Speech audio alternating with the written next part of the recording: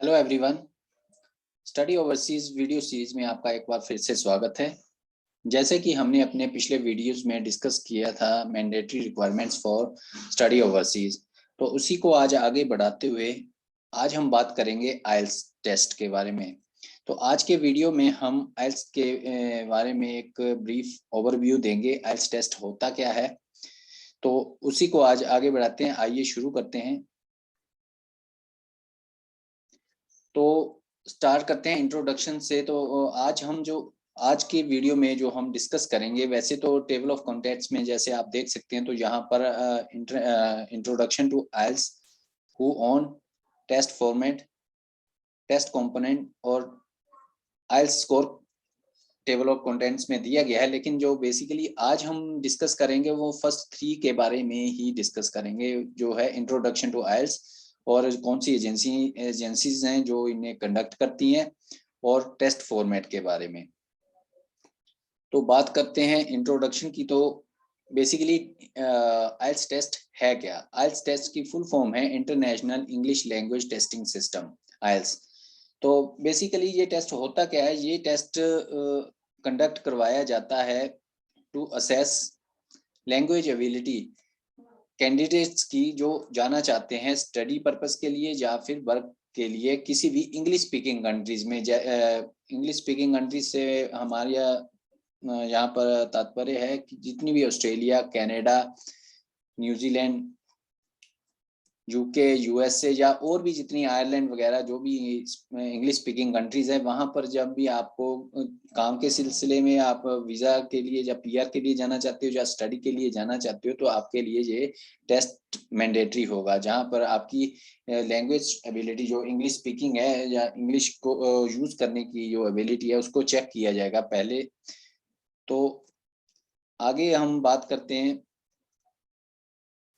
इस टेस्ट को ऑर्गेनाइज कौन करता है। तो बेसिकली पूरे वर्ल्ड में देखा जाए तो आइल्स टेस्ट ऑर्गेनाइज करने वाले पूरे ग्रुप में 3 मेजर पार्टनर्स हैं, जिसमें से फर्स्ट वन ब्रिटिश काउंसिल, जो यूके की इंटरनेशनल ऑर्गेनाइजेशन है एजुकेशन सेक्टर की, और दूसरी है आईडीपी जो कि ऑस्ट्रेलिया की जिसकी सब्सिडरी कंपनी है आइल्स ऑस्ट्रेलिया, जो ऑस्ट्रेलिया की कंपनी है। और थर्ड जो है वो है कैम्ब्रिज असेसमेंट इंग्लिश, ये एक नॉन प्रॉफिट ऑर्गेनाइजेशन है।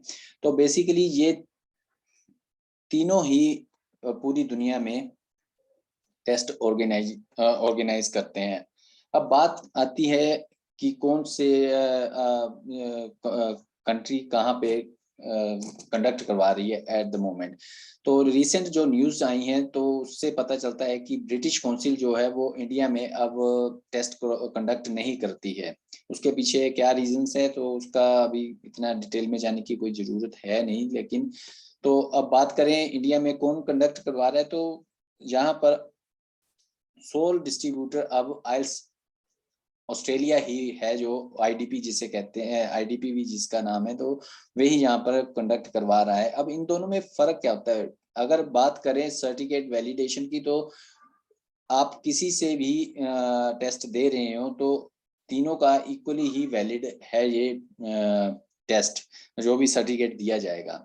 लेकिन अब बात आते हैं, जैसे अगर ब्रिटिश काउंसिल, अगर आप ब्रिटिश काउंसिल का टेस्ट देखें तो वो बेसिकली अगर वो अपना टेस्ट सेट करते हैं तो उनका जितना भी टेस्ट मटेरियल होगा वो सारा उनकी अपनी कंट्री के ही वहां से लिया जाएगा, वहीं के कॉलेजेस वगैरह या वहीं के जो लोकल जो वहाँ की जो डे टू डे लाइफ है वहीं के आर्टिकल्स वगैरह यूज किए जाएंगे या रिसर्च पेपर्स तो कंडक्ट किए जाते हैं। अब इसी तरह से ऑस्ट्रेलिया के, अगर कोई ऑस्ट्रेलिया में स्टडी करने जाना चाहता है तो जो आईडीपी टेस्ट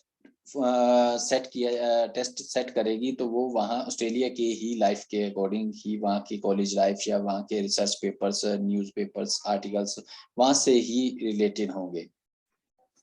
अब जैसे कि हम बात करें ब्रिटिश काउंसिल की, तो वो तो कंडक्ट करता है नहीं, तो इसके बारे में ज़्यादा बात करने की वो है नहीं, ज़रूरत नहीं है। लेकिन अब आइल्स ऑस्ट्रेलिया की बात करें तो आइल्स ऑस्ट्रेलिया की बात करें तो वो वहाँ की लगभग 50% जो उनका शेयर होल्डर, वहाँ की टॉप की जितनी भी यूनिवर्सिटीज हैं, इनका शेयर होल्डर वहाँ पर शेयर होल्ड है वहाँ पे, वहाँ की यूनिवर्सिटीज में। तो अगर आप स्टडी पर्पस के लिए जाना चाहते हो तो आपके लिए ये एक बहुत अच्छी बात होगी है कि अब आइल्स ऑस्ट्रेलिया, अगर ऑस्ट्रेलिया में ही जाना चाहते हो तो वही की ही कंपनी टेस्ट ऑर्गेनाइज कर रही है इंडिया में। अब बात करते हैं आज के तीसरे कंटेंट की। तो इसमें आएगा टेस्ट फॉर्मेट। तो बेसिकली दो फॉर्मेट में ही ये टेस्ट ऑर्गेनाइज किया जाता है, एकेडमिक और जर्नल ट्रेनिंग।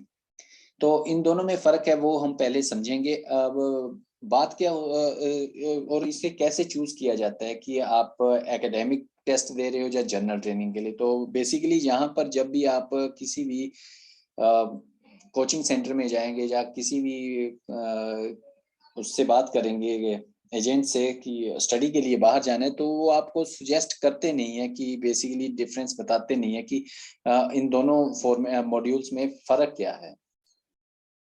अब बात हम इसी को समझने के लिए पहले हम एकेडमिक फॉर्मेट की बात करें। तो जब भी आप किसी ग्रेजुएट लेवल या डिग्री लेवल में जाना चाहेंगे, जैसे वहाँ की किसी कॉलेज या यूनिवर्सिटीज में जाना चाहेंगे जहाँ पर डिग्री बैचलर डिग्री या उससे ऊपर की डिग्री दी जाती है, तो आपको बेसिकली इसी टेस्ट की जरूरत होगी जहाँ पर अंडर ग्रेजुएट और पोस्ट ग्रेजुएट डिग्री स्टडीज के लिए आप जाओगे। तो इसका कारण ये है कि इस टेस्ट का और जनरल ट्रेनिंग से फर्क क्या है कि ये थोड़ा लिटिल बिट हार्ड टेस्ट है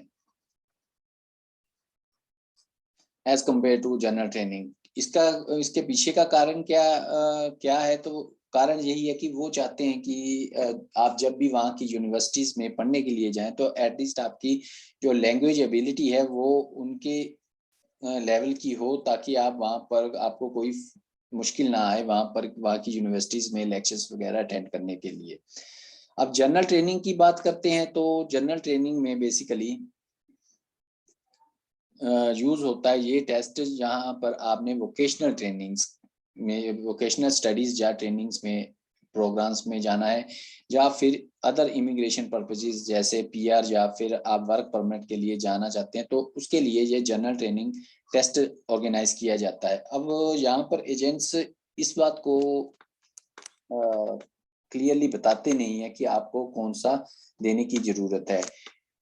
अब बात करें जितने भी यूनिवर्सिटी लेवल के कोर्सेज की है तो वो लिटिल बिट एक्सपेंसिव होते हैं, मतलब उनका जो एक्सपेंस है वो बहुत ज़्यादा है। तो हमारे यहाँ से जो देखा गया है ज़्यादातर जो बच्चे हैं वो वोकेशनल स्टडीज़ में ही जा रहे हैं। तो लेकिन वो जब टेस्ट की बात आती है तो वो ज़्यादा एकेडमिक ही दे रहे हैं।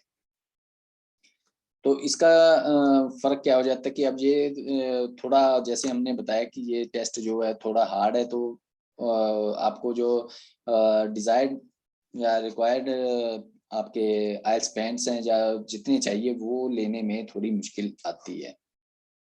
अब बात करें जनरल ट्रेनिंग की तो वहाँ पर ये लिटिल बिट इजी है ये टेस्ट। तो अगर आप वोकेशनल स्टडीज तो आपको चेक करना पड़ेगा अपने एजेंट्स के साथ कि अगर आप वोकेशनल स्टडीज के लिए ही जा रहे हैं तो आप जनरल ट्रेनिंग ही टेस्ट दें। अब ये देना कैसे होता है या क्या, ये दिया जाता है जब आपने टेस्ट अपना बुक करना है। तो जैसे ही आप बुक करोगे तो वहां आपको पूछा जाएगा कि वेदर आप एकेडमिक टेस्ट देना चाहते हो या फिर आप जनरल ट्रेनिंग टेस्ट देना चाहते हो। तो आज के लिए हम इतना ही बात करना चाहेंगे। जो आगे इसके जो डिफरेंट मॉड्यूल्स में डिफरेंट कंपोनेंट्स हैं उसके बारे में डिटेल वीडियो में नेक्स्ट वीडियो में बनाऊंगा, उसमें हम कंप्लीट इसकी बात करेंगे। तो आज के लिए इतना ही। Thank you very much.